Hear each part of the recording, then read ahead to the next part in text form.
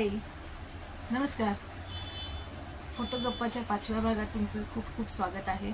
आज आपण वाचतो आहे फोटो मंत्र्याची 5वी गोष्ट. गोष्टीचं नाव आहे सूक्ष्मदृष्टी. सूक्ष्मदृष्टी व्यक्त होणं ही एक मानवी मनाची अविभक्त गरज आहे आणि ती नैसर्गिक प्रतिक्रिया पण आहे. समाजापुढेच नव्हे तर स्वतःसाठी पण तो एक महत्वाचा भाग आहे. लोकांशी आणि आपल्याशी उमगत न उमगत असा संवाद सतत चालू असतो. त्यावर प्रसंगानुसार जाणीवेचा प्रभाव पडत असतो. अतिविशाल आणि अतिसूक्ष्म अशा घटनांची एक मालिका म्हणजे असते आपले जीवन. कॅमेऱ्यातून हा संवाद टिपताना मायक्रोफिक्स लेन्स खूपच उपयोगी पडते. हल्ली कॅन्डिड फोटो आणि कॅन्डिड व्हिडिओ या कल्पनांचा सुळसुळाट झाला आहे. जो तो मी कॅन्डिड व्हिडिओ करूया असा सल्ला देताना दिसतो. नवीन काही करणे स्वागतार्हच आहे, परंतु वस्तुनिष्ठ विचार आणि आचारही तितकाच महत्वाचा आहे. आपण कोणता फोटो काढतो यापेक्षा तो का काढतो हे विशेष महत्वाचे आहे. एखादी गोष्ट सगळेजण सारखीच करत असतात आणि त्याची चर्चा सतत चालू असेल तर आपला कळत न कळत त्यावर विश्वास बसू लागतो. कोणी काही वेगळी कल्पना सांगितली की अगदी सहज आपण त्याला वेडा ठरवून मोकळे होतो आणि अलगद प्रवाहाबरोबर वाहत जातो. त्यात कोणतीही रिस्क नसते. सब घोडे 12%.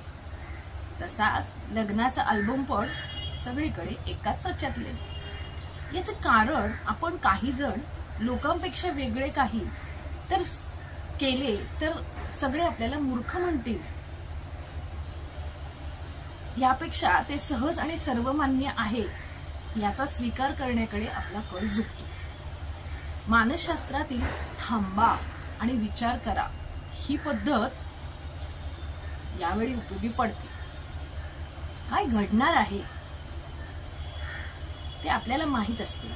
ते पुन्हा घडणार नाही हे पण आपल्याला माहिती असते. पण मग त्याचे चित्रण करून घेण्यासाठी फक्त एक प्रश्न स्वतःला विचार, मी घेतलेला निर्णय योग्य आहे का, की आणखीन काही वेगळे पण असू शकते. जीवन मग ते माणसांचेच कसे असेल. ते तर पृथ्वीच्या नसा नसात भिनलेले आहे.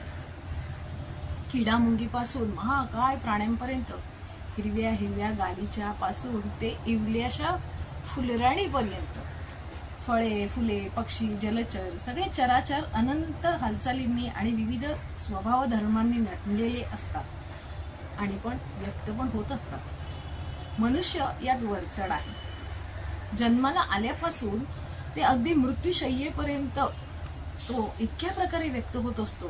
ते त्यानेच निर्माण केलेल्या प्रसंगातून प्रक्षेपित होत असते. आपला अँटेना जर नीट काम करत असेल ना तर मायक्रो लेन्स आपल्याला त्यातील सूक्ष्मता अशा पद्धतीने टिपून देते की प्रत्येक वेळेस जाणकारांना पण समजत नाही की नेमका हा कसला फोटो आहे. मायक्रोने वाईड फोटो काढणे ही पण एक कला आहे. सहसा कोणी असा प्रयत्न करत नाही, कारण तसा विचारच कोणी करत नाही. वाईड लेन्स म्हणजे वाईड फोटो, टेली म्हणजे कॅन्डिड आणि मायक्रो म्हणजे सूक्ष्म असं एक समीकरणच करून ठेवलेलं आहे. लेन्सचा थोडा हटके वापर करण्यासाठी चाकोरी बाहेर जाऊन विचार करायला लागतो. प्रक्रिया करून फोटोवर संस्कार करणे म्हणजे मेकअप करून लग्नासाठी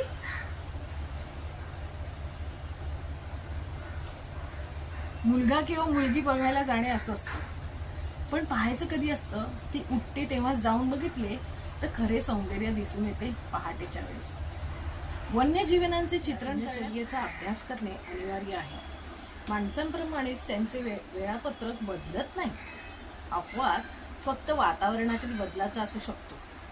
खोटे हावभाव आणि सोंगे प्राणी कधीच घेत नाही. जे जसे असते ते तसेच व्यक्त होतात. काही वेळा फक्त त्यांच्या सुरक्षेत बाधा येते असे दिसले की निसर्गानेच त्यांना बहाल केलेल्या सुरक्षा कवचाचा ते वापर करीत असतात. इथेच खरी कसोटी असते. मायक्रो लेन्सवर काम करताना आपली हालचाल आणि पाय उचलण्याची कला खूपच महत्त्वाची असते. वाघाच्या गळ्यात घंट्या बांधण्यासारखे आहे ते. एक चूक जीवावर पण बेतू शकते. कोणत्याही प्रकारचे वास, अनावश्यक हालचाल आणि तोंडाची बडबड चांगले येणारे फोटो हातोहात घालवते.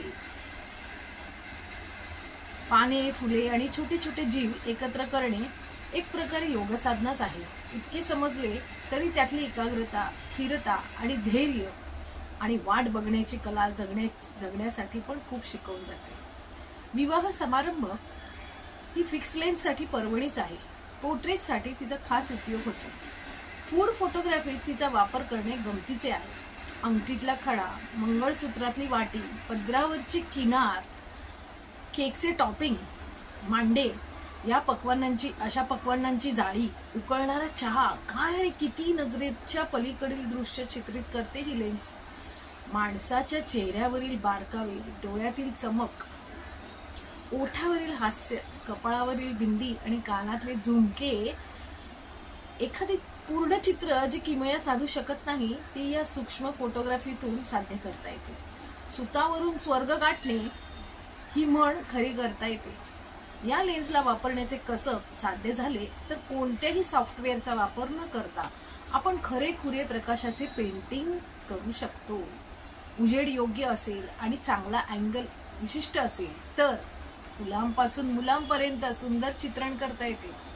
परागकणांची गंमत, कासाच्या पठारावरील छोटी छोटी रंगीत रांगोळी, फुलपाखरांची नक्षी आणि किनाऱ्यावरील लाटांची मस्ती सुद्धा टिपून बघा तर एकदा वेगळे काही विश्व साकारण्याची कला साध्य होईल.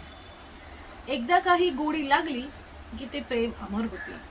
संवेदनशील मन, चांगली कल्पनाशक्ती, स्वतंत्र विचार, कलेवरील प्रेम आणि सर्वात महत्वाचे म्हणजे हृदयाला भिडणारे काव्य, या सगळ्यांना घासून पुसून पाहण्याची आणि त्यातून काहीतरी मॅजिकल करण्याची इच्छाशक्ती एका चांगल्या फोटोला जन्म देते. बघा वापरून टेलिफोकल लेन्स वेगवेगळ्या कारणांसाठी. All the best. आता भेटूया पुढच्या प्रकरणात पुढच्या महिन्यात. बाय.